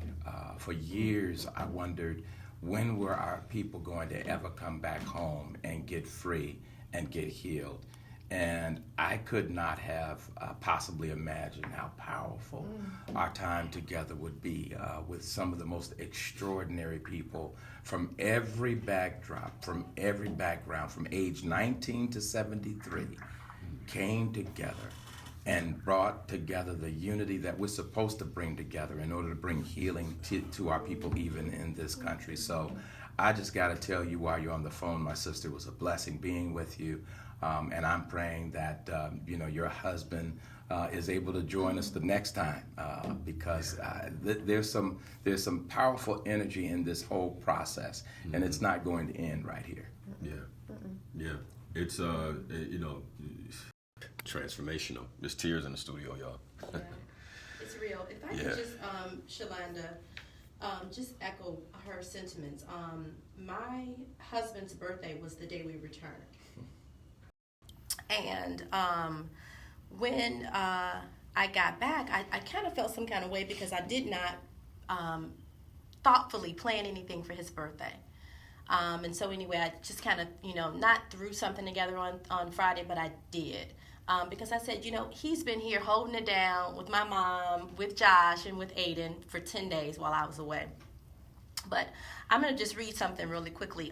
So we had a little gathering Friday, and my herbalist and good friend Camilla Alfred, I posted a photo of me and Adam. And in her response to what she saw, she said, this ordained trip has moved you into higher frequencies from the source of love's divine will. Love was the lesson on your trip of growth into will of the divine Almighty God. God bless you. You will teach love to all. Oh, wow. And that's what I felt. So, Shalonda, I agree with you. I even asked Shalonda when we were in the room, because I was just at dinner with Shalonda and mentioned I was going to Ghana, and she said, I'm going too. But while we were in our one of the rooms at the on the trip, I was wondering, like, well, why Shalonda? Because I'm always wanting to know about experiences. Like, well, what? And then we had a connection to know why she was to be on that trip with me. And then this is the other reason why, too, so that we can support each other in this of loving our husbands. Because we have had it all wrong. Yes. The roles have been reversed on us on purpose. It's put us in the place of that woman that's every morning I'm listening to, watching, snapping on the phone, having, gripes with her men. That stuff was by design. And we have to reverse the curse. It is. And so, Shalonda, I stand and I touch and agree with you, and we are going to support each other in loving on Randy, because that's my boo, her husband Randy, and Adam. Awesome. So let's go ahead, Bishop. I just wanted to say one thing in reference to the River of the Last Bath before we continue that journey on down to the slave dungeons. And that is, you all were standing in a place that was miraculous and you didn't really know it. In other words, when you went into the River of the Last Bath, it's actually at that corner. Two rivers are flowing simultaneously. It's actually two separate rivers. I noticed and they merge. intersect. Yes. And one river continues on and another river crosses right over it. It's a miraculous river. And I always say that that's the moment whereby we are at the crossroads as well. And that's why that spirit came over you to ask the question, where do we go from here? And what is going to be our new affirmations in life? Because technically for us, it's a miraculous river. It's a miraculous thing that anybody could be bathed from there. And we're kind of wrong. We were saying that it's the last bath that a slave will ever have. The reality is that, don't remember that if the captain of the fort wanted to rape the woman, then she would be allowed to have a bath. Do you know how I feel to see America through its media promoting more white men with black women? I don't have a problem with interracial marriage, but the fact that you're promoting it in a way that makes it seem like all of our women are with white men, and this is nothing more than a ploy to get us okay with there not being a black man in the room. That was another revelation for me, honestly, when I thought about the women in that process. Not that you wanted to be subjected to some man coming to take you, because that's what they did. But just imagine the other women that saw that woman being taken and getting the opportunity to bathe so that she can go and have that experience for him. And so even in that, it just put me in a space of why we as sometimes black women have what we have. Well, and one of the things we talked about in the dungeons is, they will come down and select, right? Yes. So that creates contention and competition. Separation. Contention and competition, right? And by the way, this practice went on and on and on and on. So it wasn't just happening in those dungeons, but then it would happen on a slave ship. And then it would happen in America with the slave owner, right? And on plantations, right? Where I'm choosing one woman over another. This woman gets special privileges or special things because I'm laying with her and this one doesn't. And it started to create this rip and this tension between our sisters. And then look at the white woman who is being avoided in her own bedroom. Look at her contentions and look at her hatred among those black women. For the black women. A lot of layers. I wanted to ask this earlier, and I was like, well, maybe I'll wait until we get off the air because it's more of a spiritual question for Bishop. But what's so in this space, I think it is relevant. I remember when I met Bishop, I was on Cape Coast, and the night that I met Bishop, last year, the Atlantic Ocean was thrashing so violently that I was scared to go toward the beach. And I remember even FaceTiming a friend of mine and said, listen to the water.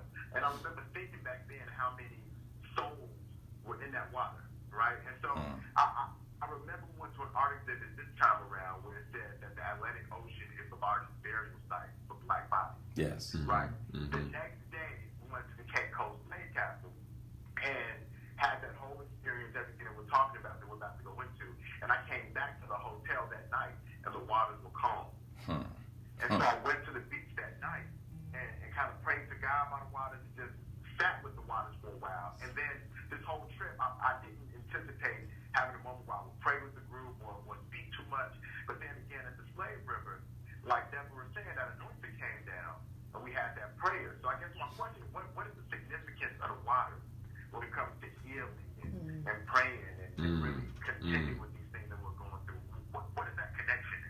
You know, the one thing that we were deprived of more than anything, including dignity, was water.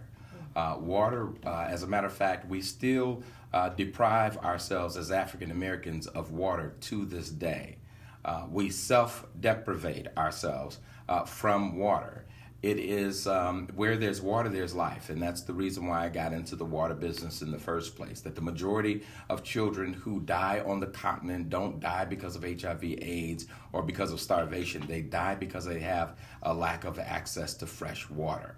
And so I thought that that was my duty as not only a man of God, but also a man of conscience and an entrepreneur to do whatever I could to make it so that my people have water in the continent.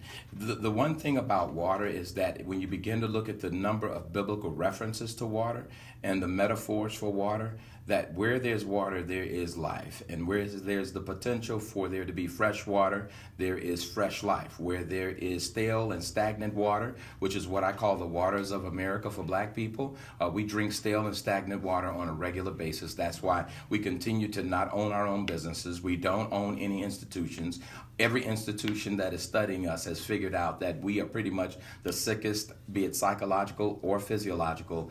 That is because we don't tap into fresh waters. We're still drinking the stale waters that have been created by systemic hatred and racism. And we need to return back home so that when we do come back here, that the systemic racism does not have such a psychological effect on us as it has been having. Because you all who have returned, the negative impacts of this nation cannot impact you the way it was doing before you went. All. Yeah. Not at all. All of a sudden, it's water off a duck's back. It isn't is like Yeah. duck soup with that duck back. You see, so that's exactly what we're looking at. We're looking at more and more folks being liberated by being washed in the true water of the Word, that water that replenishes and that water that helps us to understand that we can wash off the dross and the shame of yesterday and pick up a newness. And I think that that's what Black Panther did. It gave us perhaps an idea or a vision of a newness that we can walk into. A shot in the arm. Yeah, I shot love in the that. arm. I love Yes, that. that's good. So we don't have to cover a whole lot about the dungeons. I think that the listeners get that it gets. What I do want to talk about, by the way, if you want to know more about the dungeons, you can go to my page. I think you can go to almost anybody's page and learn about those dungeons. But I put a very specific post out on what I learned about the dungeons on my Facebook page and my Instagram. So you can go there, at Linal Harris, Linal, and check it out. Here's the other thing I want you to look at, though. I want you to see the beauty of Africa. And Lanice, who helped organize the trip, I text her a picture that I took on the beach. And it is gorgeous. And it's also on my Facebook page. I'm going to put it on my Instagram as well so you all can see it. But go there and look at the beauty of this continent, why we fell so in love. Oh, yeah. Why we fell so in love with Ghana. But I want to fast forward a little bit. I mean, we know the dungeons were awful.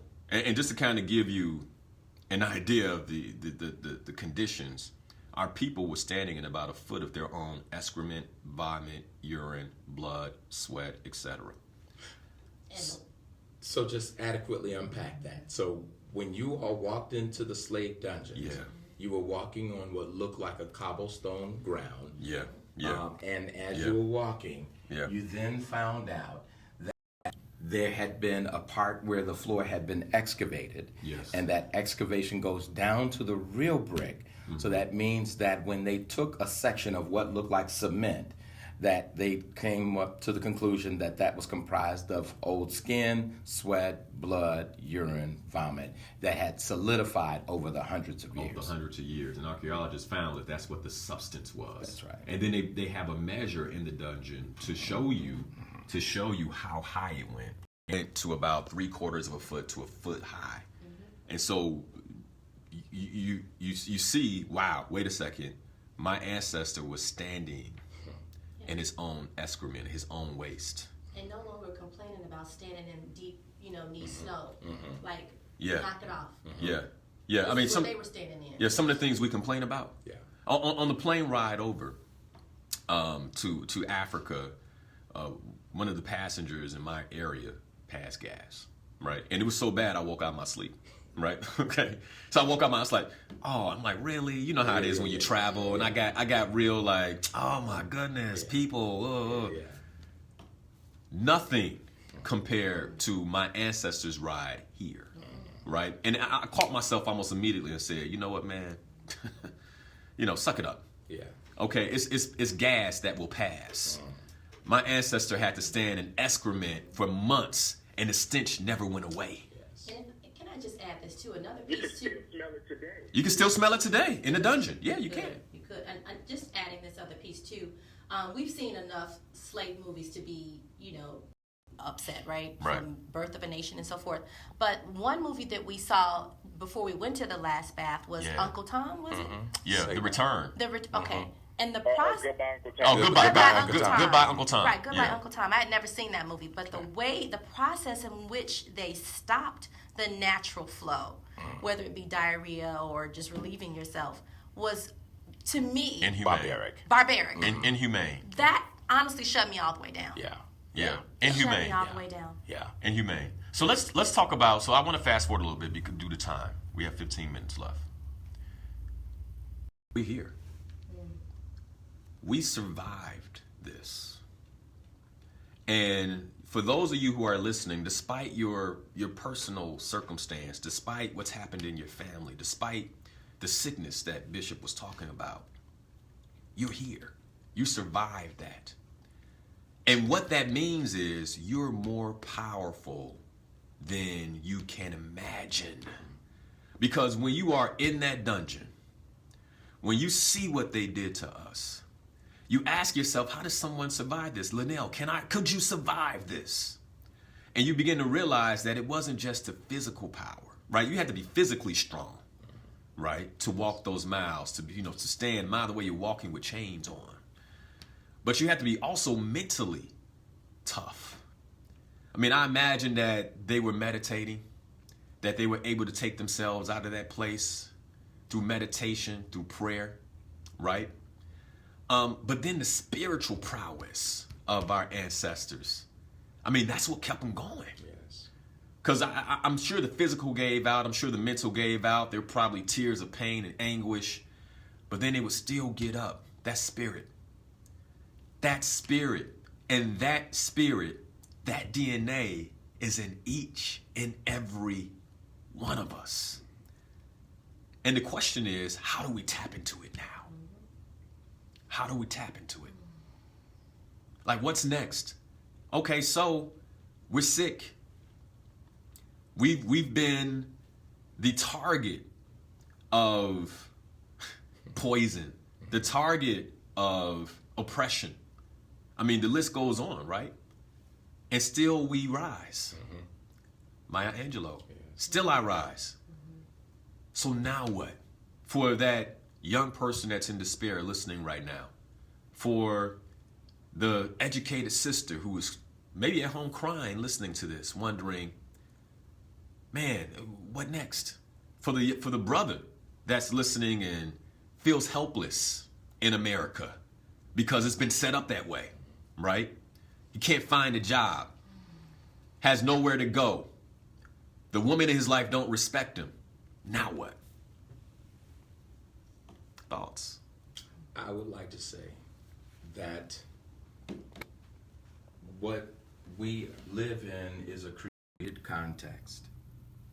And at one point in time, we have to choose to step out of this matrix because we're in somebody else's game. Yeah. A Sankofa, which is a return to your roots and taking possession of it, a Sankofa allows for us to realize that, number one, 12 million people were taken off the shores of Africa where we were. 12 million. Only 400,000 made it to the shores of the United States. Wow. 400,000. So 400,000 out of 12 million have populated this country, and through all of the murders and through all of the wars that we fought in, and all of the sickness and all of the diabolical plots of this nation, starting with Charles Davenport, along with American eugenics, along with the black codes, all of this destruction that has been heaped upon us as a people, and we turn around and we're still in the millions strong today. It's vitally important to keep that race of people and that ilk of people subjected to oppression, because without those governors of oppression, where would these folks be today? So I would just like to say, as I'm heading off to my own church, that everybody tap into what Dr. Hammond Milana says is the most powerful thing we have is our spirit. Yes. And that woman that you just mentioned and that brother that you just mentioned, that if they tap back into the spirit that they had when they were 500 and 600 years ago, they can tap into that spirit even to this day. Yes. And just go and celebrate it. Go to your church, go to wherever your place of worship is, and celebrate that power that's within. And don't give yourself an option to have a pity party on what's taking place today when you've got the power to change the trajectory of your today and make a better tomorrow. That's well said. That's well said, Bishop. I mean, that's phenomenal. Deborah, any thoughts? Yeah, when we were sort of like to the point of what we're going to do next at the water, one thing that resonated with me was as I saw the water that we were crying in and feeling bad about, a bunch of kids with buckets on their heads going to scoop up this water for what they needed, right? Whether to bathe, cook, and so forth. And it really dawned on me to say, joy has come in the morning. Like they went through the sadness, weeping may endure for a night. Nighttime is over. Yes. We're in the morning, and it's time for us to be infused with joy and a sense of purpose. And I even go back to the foundation of who you are, whether you have grit or not. I think there's a level of, for me, playing on words. When I was a little girl, my grandmother used to tease and say, well, let Nikki be the mama sometime because I was so bossy. But that was who I was, right? And I want us to, for every little person, that one thing that we see that is who they are, we need to nourish that. We need to help them grow that. So because that's who we are. We're strong people. Yes. And so I just want us to really take that and not look at it as a negative and really be in a place of joy and get to work. Because as I said there too, we made it. Yeah, we made it. Yes. Chosen. Yes. A chosen people. I mean, in order for any of us to be alive, it's divine providence. And I just wanted to add just one final thing for our brothers and sisters who have this misconception that our African brothers and sisters don't like us. Let me ask you all something. Did you experience not being liked by your people? Well, I'm going to have to just really hijack this conversation and say I felt so loved. And interestingly enough, there were times where truthfully we were together in our intimate groups shopping, Shalanda, me, and Kaz, and not Zinga. And clearly they noticed me. Like a couple times they're like, they're African Americans, she's one of us. We heard that. Yeah. I mean, and so to that end, I did not feel like a disdain for, who are these black women coming over here. Correct. They really embraced us and loved us. And I will honestly, selfishly say they felt that I had come home.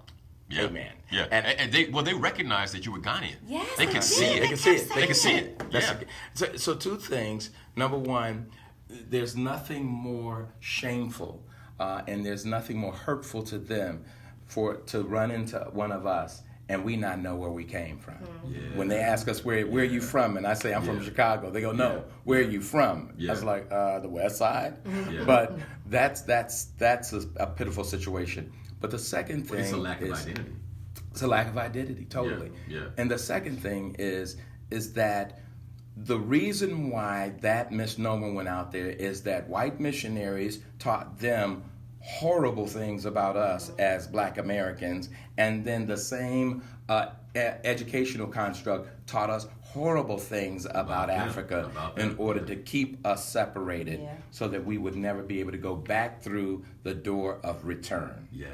Oh, that's good. Yes. And what Bishop is referring to is an actual door at the Cape Coast Castle, which is the door of return. We had a ceremony there. It was, and that was part of the transformation of returning home to Africa.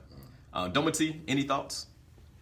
Man, I just want to say thank you, Bishop. That was powerful. That prayer at the transformation at the door of no return, that opened some things up for me. And this trip has taught me to be more patient with where we are as people. There was a conversation online. I think I tagged some of you guys in it, where this brother was asking, you know, I think Africans, he was African American, he said, I think Africans have ill thoughts of us. Let me ask you people from the continent, isn't it true that Africans don't like African Americans? Yeah. And so I tagged you guys in, I said, no, it's not true. It's a lie to sow discord. And so, you know, I had to be patient, because at first it felt like such an ignorant question, but then I thought about, there's no perspective. And then you can't get mad, as Bishop always says, at the victim for being victimized, right? And so I want, with this trip, I want us to figure out how to normalize Afrocentricity. What's frustrating to me is you get this idea that if this person has an dashiki, or if this person's conscious what's going on, or if I tell you about the atrocity of slavery, it somehow means I hate white people, or somehow means that I'm trying to radicalize folks. Right. But we have to get to a space where these things are normal, and we have to stop demonizing things that are germane to African American culture when it's really rooted in African culture. The name Keisha isn't ghetto; it comes from African culture. You know, I mean, when we pour liquor by dead homies, it ain't ghetto; it's a libation. When we see when we're gathered on the porch outside, it's not ghetto; it's a sense of community. Yes. And so we start to hate things that are germane and normal to our culture because it doesn't fit to Eurocentric values. And I think the more that we normalize Africa, normalize the trip, I hate to use normalize because it makes anything that is happening seem abnormal, but it is abnormal to abhor your own lineage. And I want to find a way to create this normalcy within us, this pride within us. And for you all giving me an opportunity to explore that, even within myself and with my peers, I'm eternally grateful. So I'm just thankful for this. Well, Domati, thank you for that. And this is what I'll take away from it. We need each other. So going back to Ghana was a gift for me. It was a gift for me. My paternal ancestor is Burkina Faso. My maternal ancestor is Cameroon. It answered questions. I remember being in Barcelona, Madrid, man ran out of the restaurant and said, "Brother, are you from Cameroon?" And I went, you know, at the time I didn't know. I didn't have that identity, right? And I'm like, I don't know what you're talking about, man. I'm from Chicago. He says, no, you're Cameroon. And I go, no. You know, like you said, Bishop, well, I'm west side of Chicago. And he looks so sad. Yeah. And then years later, my mother takes the maternal test and finds out that she's from Cameroon, right? I favor my mother, right? Even to be in Ghana and for them to ask where you're from. My forefathers from Burkina Faso and my foremothers from Cameroon. They go, I see it, brother. That's right. I can see it. That's right. Right? And so that sense of identity is transformative by itself, right? But we need each other. They need us. Yes. Right now in Ghana, they need us. They need our investment dollars. They need our knowledge. They need the things that we've learned. Black women are the most educated segment of women, right? And the highest consumers. Like they need that expertise, that professionalism that we can bring, that we have learned. And at the same time, we need them because we need to learn community. We need to learn love. There's so many things. We need to learn our traditions and the things that really make us who we are. And so more than anything, what I see next is an opportunity to educate us. Educate. That's what the documentary is about, is taking the experience that we have and providing it to as many people as possible. But at the same time, making sure that the bus is packed every time you go, right? I mean, it should be to a point where, when we get on the plane, we should have the whole plane. The whole plane. Yes, it's full of African Americans who are returning to Ghana, who are turning to Africa to learn more about themselves, learn about their identity, and then there's groves of buses ready to pick us up, right? And so we're pouring into that economy, and they're pouring into us spiritually, and we're all thriving as a result. That's what I see. That's my vision of what's next, because that will provide us, in my opinion, the purpose and the identity we need to step into the next level of our power. Absolutely. Think about this. 15 years ago, no one really cared. thumb their nose, especially older African Americans, thumb their nose at what was taking place in Africa. Now all of a sudden, we don't have any more black banks left. We've only got Illinois Service Federal, and that's owned by a Ghanaian. Yes. A man who was pushing carts for a living is now owning one of our banks and the last bastion of black banks in Chicago. Hey, and by the way, GM Bank in Ghana, 9% APR. Yes. 9% on your money. 9%. 9%. Yes. So I'm telling you, get over there. Get over there. We're taking you there in October. If you want to know more about it, I'm going to be sharing the first piece of it at the Murder Mediocrity Summit. You need to be at the Murder Mediocrity Summit. If you don't have tickets, you need to get your tickets. It's 2 weeks out. Everyone, go to murdermediocrity.com. And if you enjoyed this show, you know it will make a difference. You share the stream. Someone needs this. Someone needs this. You make sure that you are the vehicle that gets them there. Sit them down, make them listen. I want to thank you all for listening. I want to thank you for the support. Love each and every one of you. This is why I do this. This is my purpose. My purpose is your success. You've been listening to Linal Harris. Thanks again, Bishop Davis, Deborah Farmer, Domati Pongo. And you all have a phenomenal Sunday. Until next week, Damon Williams is with me next week, y'all, from the summit. You know we're going to be laughing. Laughter brings healing. So we're going to be laughing next week. All right? Be sure to join me. Linal Harris, Inspirational Perspective. Check you guys out next week. All right, that's the show, man. That's the show. That's the show. Thank you all on Facebook. Again, like I said, share the stream. We're about to take some pictures, and then after that, I got to get on a phone call with my Slayer goalers so we can slay some goals. All right, talk to you all later. Personal memos of